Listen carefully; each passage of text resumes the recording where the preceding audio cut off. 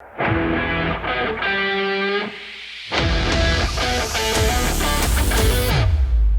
found David Harris Jr., one of my good friends.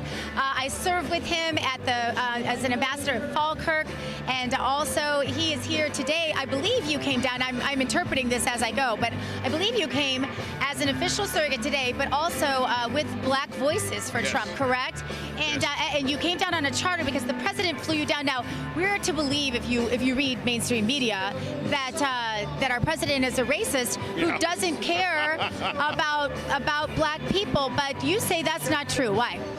Well, it's not true. You know, what's interesting is, and so glad to be here with you, Dr. Jean. I love you. I love your show.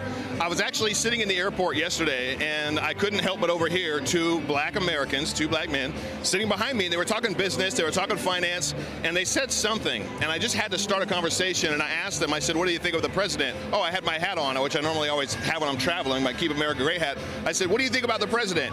And they immediately just threw him under the bus. He doesn't care about Black people. I said, but where are your facts? I said, where are your facts on that? That's all emotional stuff. Where are your facts that he hasn't done anything? And so he asked me, well, what has he done for the Black community? And I said, well, I'm glad you asked. I said, and if you haven't heard this, it's probably because, and then I actually stopped. I said, wait, what news do you watch? And he said, mostly CNN, MSNBC. I said, exactly. Then you're not going to hear what I'm about to tell you because they don't share the narrative. It doesn't fit their narrative, and they don't want Black Americans to know what this president's done. So I informed them over historical Black colleges and universities, record funding, and then permanent funding, something that Obama didn't even do. I said, go look it up. We had record low unemployment in this country for the Black community, Hispanic community, Asian community. But specifically for the Black community, I said Obama can't get credit for that because even Obama said all these jobs aren't going to come back. He said manufacturing jobs aren't going to come back. He said Trump, he didn't say his name, but he said that he doesn't have a magic wand. Well, abracadabra, the president's policies have created jobs that have boomed in this country. Economy's boomed in this country. Manufacturing jobs have come back, and that's what's given the Black community, I think, so much more opportunity, so much hope. Add to that prison reform. He let Black prisoners out of jail that Joe Biden put in jail with his crime bill. So, and a rising tide does lift all boats, and we know that. There are lots of things the president has done that by default help the Black community that are never mentioned. For example, the funding that he's taken away from Planned Parenthood, because we know if you want to talk about systemic racism, institutional racism, wouldn't it be abortion to the tune of $1 million a day funded by taxpayers? Isn't that systemic racism? Because it kills far more Black babies. And by the way, those Planned Parenthoods are situated precisely in Black neighborhoods. That's by design. Yeah, and I shared that with them as well. Over 75% of Planned Parenthoods are within walking distance of minority, mostly Black communities. The Black population in this country would be at least close to double today if it hadn't been for Planned Parenthood and for abortion.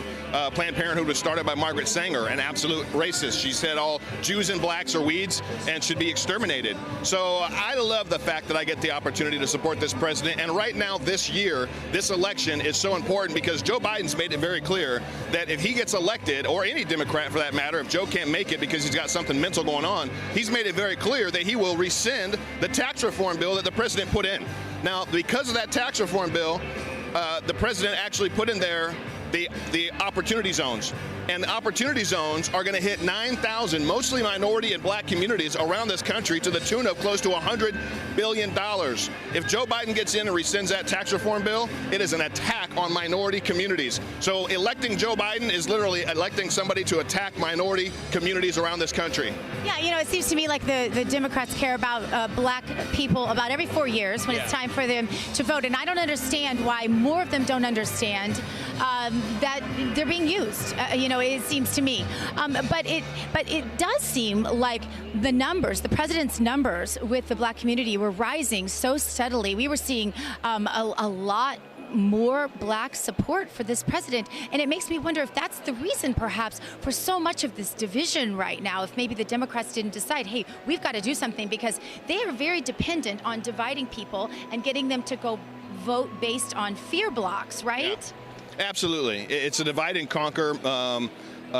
strategy. It's what they've done. You said they do it every 4 years. They come back. The fact for Joe Biden to actually say something with the gall that he had the gall to say, if you don't know who to vote for, me or Trump, you ain't black, shows you how comfortable he is as a token Democrat. I mean, he is the picture book of Democrat. He's old, white, rich, and has a racist background. He was friends with segregationists.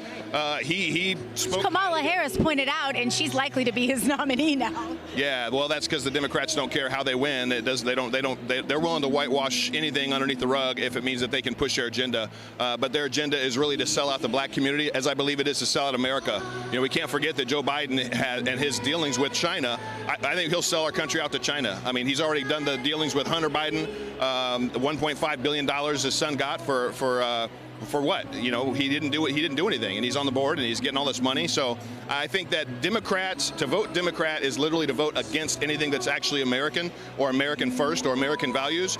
And it's an honor to support a president and an administration that puts all Americans first.